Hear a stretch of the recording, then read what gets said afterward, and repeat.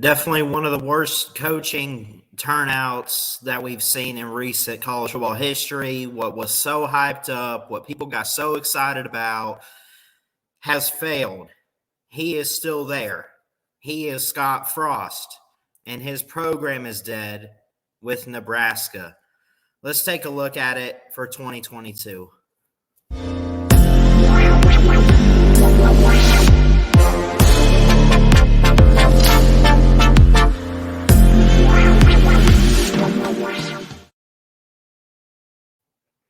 What's going on, everybody? It's your boy, Christian Ballard, Ballard Sports Media, coming at you with a college football preview video again today, going through the Big Ten. We've done so many of these teams. We only got a few more left, maybe three more, counting this one.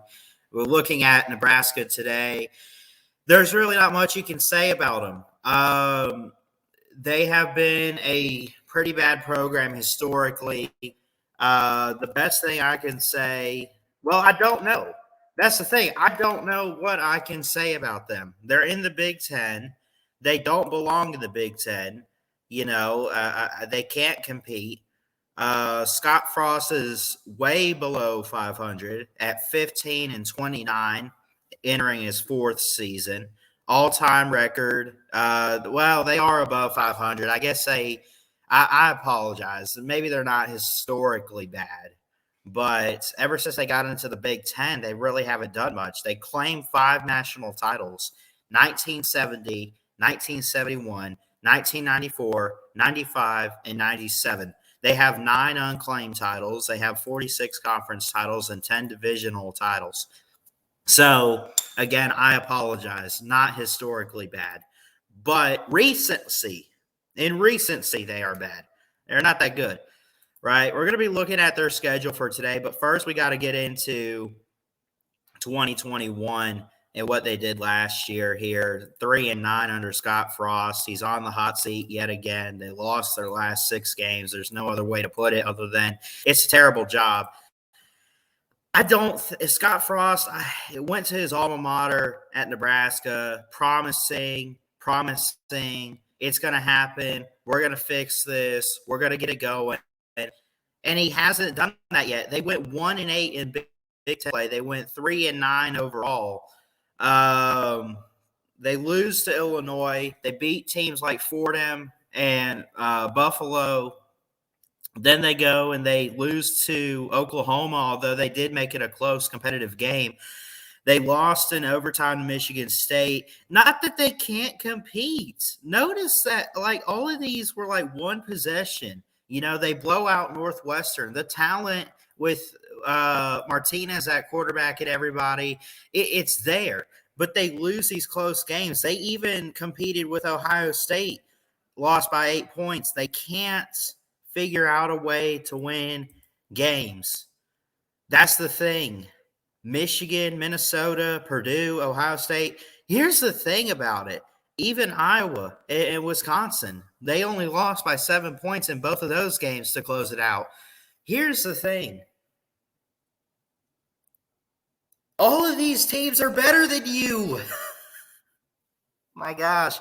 All of these teams are better than Nebraska, right? So when you look at it, the fact that they had half of their losses where they were a possession type of game is actually very impressive. The record, I think they're better than their record showed. Honestly, I think that it's going to be a tough year for them. I think that they might have a similar record. I still think they go below 500. But we'll see. Anyway, let's take a look at their schedule here for 2022. Because, again, last year, they lost only by 7 to Wisconsin and Iowa. That's not bad. To only lose by 9 points to the Buckeyes at home, that's pretty impressive. And you could say whatever you want to. Oh, well, they're really good at home and everything, so they held. They only lost by 3 to the Big Ten champs in Michigan. Only 3. That was a night game at Lincoln at Memorial Stadium, which half of their games were at home. They really didn't have a road schedule outside of 4 games, 5 games, that is. They did pretty. I think that they did better than their record shows. I really do. So, but we'll see what they can do this year. Anyway, looking at this year, 2022 preview, right? AJ Martinez comes back. They bring back a lot on the offense and the defense. The offensive line is one of the worst of the Big Ten, but they do have some key playmakers and some key guys on defense they could bring in. I'm just going to be honest. I didn't think to look that up, but we could just go ahead and look at their schedule and predict that. I think it's going to be an interesting year for them. I still think they go below 500, but again, we'll look at their schedule and see, right? Northwestern, you open up with, then you play North Dakota and the Fighting Hawks at home. Georgia Southern. Oklahoma, is that your first test? Well, I think their first test is Northwestern. However, with the new head coach and Brent Venables at Oklahoma, and Oklahoma losing some transfers and trying to figure some stuff out, that could make things interesting week 4. Honestly, it could. That could be a winnable game. I still think that Oklahoma is a better program. And, there's Oklahoma's still a better program, right? And they're falling off a bit, but it does not mean that they're going to suck. It doesn't mean that they're going to have the worst of the worst of seasons that they could possibly have. I'm sorry that I'm having trouble with my words. I'm just trying to figure out this stuff today, so just bear with me. But so you open up with Northwestern, you play North Dakota, you go play Georgia Southern, you play all of these games, by the way, except for the opener at home. So you get 3 home games, you get a bye week, you get your homecoming game on October 1st with Indiana. That's going to be a 7 or 7:30 game. So they're already getting times out for some of these kickoff games. And of course, games throughout the season. Rutgers will be a night game, 7 Eastern on the FS1. That'll be a Friday night game. Then you go play Purdue. Purdue, I predicted around 8-4, 9-3. I predicted them to have a pretty good season. You get a bye week. You play one of the worst teams in the Big Ten in Illinois. Not really too good of a program there, although they got Brett Bielema. You get Minnesota, at Michigan, Wisconsin, and then at Iowa. So here's the thing. We go below 500. When I predict a team to go below 500, I'm going to give you their wins, and you could do the math on the rest of their schedule. Honestly, this could be fun. This could be something interesting here. I don't think they're there for a bowl game yet. I really, really don't. The big game on schedule is Oklahoma. Why? Because it's early in the season. It's like the 3rd Saturday in September. It's your 4th game. We don't know what Oklahoma is going to look like with a new coach. Is that a momentum builder? Let's say Oklahoma starts out the gate not looking very good, then it's not going to look like as much of an impressive win as people would expect it to. So, but you could win that. You could see these are games they could win against Indiana. They could win against Oklahoma. They could. It's a great possibility. I don't know what to bet on Nebraska this year. That's the thing. I don't know what to expect from them. They are so, they're so unpredictable right now. They really are. They could easily start out 3-0. I say easily they could. Northwestern, North Dakota, and then Georgia Southern. They get the week 0. They get a week 1. I think, honestly, I like Northwestern in that game. So I'm going to say they lose the first one out the gate. But I think you're going to bounce back, and I think you're going to win back-to-back games there with North Dakota and Georgia Southern. I think you lose to Oklahoma. I just think they're a better program right now, even with a new head coach, even though they got to figure out the quarterback situation. And I know it's going to struggle a bit. I don't know. It's really interesting. Brent Venables is probably going to do a good job at Oklahoma. This is where we find out where Oklahoma is more so than Nebraska, right? Because, I mean, be honest. With a new head coach that's a defensive mind in an offensive league, with the quarterback transferred out, what else can you say about Oklahoma if – I mean, like, are you really going to blame a loss to Nebraska for Oklahoma on, oh, well, Nebraska's that good? Maybe. But what if Oklahoma falls off? That's one to keep an eye on, right? Then you get a bye week with the Sooners. Nebraska's going to get back. It's a Big Ten play. They play Indiana at home, who took some stumbles in 2021, but had a pretty interesting 2019 and 2020 campaign. Indiana's hard to figure out. I did do their prediction. I said they probably get back to it. They probably get a little better. This is your homecoming game. That could be a threat right there, though. That could be a trap. So we'll see. Then you get Rutgers, then you get Purdue. I'm high on Purdue. I got them 9-3, 8-4, somewhere in there.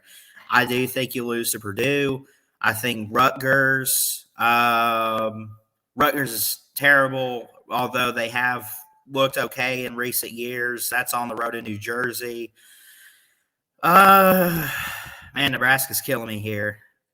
Illinois, Minnesota. See, those are just teams that, like, I don't know, like Minnesota. Yeah, they've fallen off a bit with PJ like the past year or so, right? They've taken some steps back after having a 10-win season back in 2018, 2019, whenever it was. But they're still good. At Michigan, we know what they did. They defending Big Ten champions. Wisconsin and Iowa. I'm high on Iowa this year. I think they could get back with their offense. I think maybe they could win the West again. Wisconsin, I expect to maybe take a small step forward. They're not what they were years ago in like 2016, 2017 when they were competing for the Big Ten West.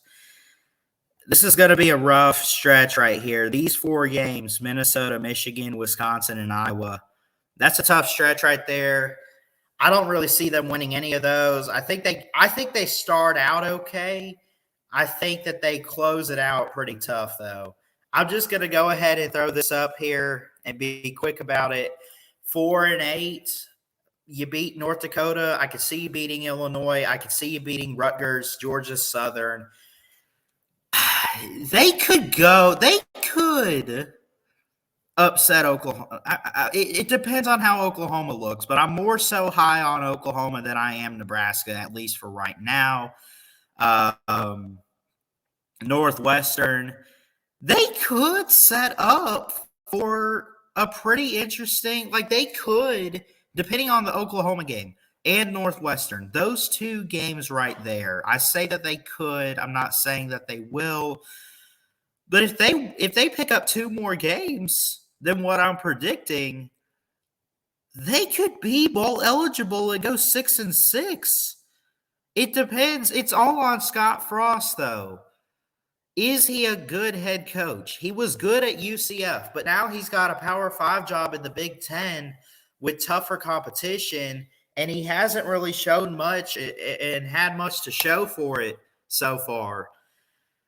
Oh, this is tough. I'm just gonna say 4-8, and because it's below 500, I give you their wins, and you can do the math on their losses. North Dakota, Illinois, Georgia Southern, and at Rutgers is what I say. I say they lose the rest of them, but again, 5-7 or even 6-6, I think is a possibility. If they go right at 500 and win half their schedule, they could very much make one of the lower tier bowl games. That's a great possibility.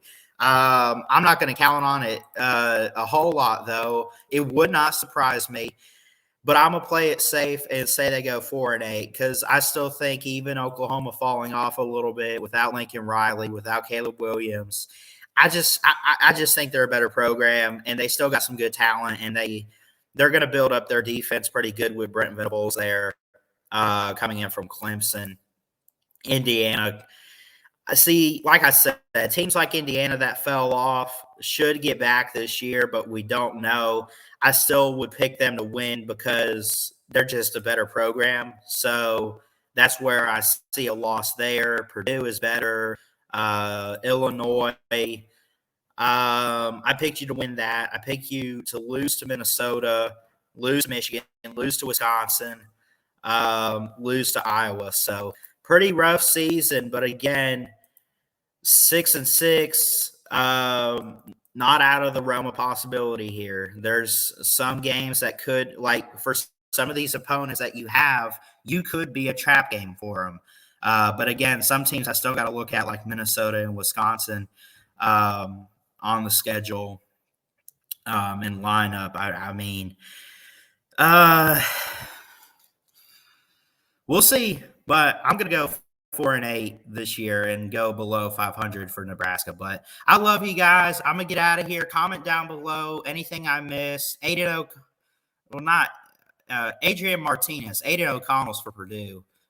He comes back at quarterback. Scott Frost is the head coach for Nebraska, of course. He comes back.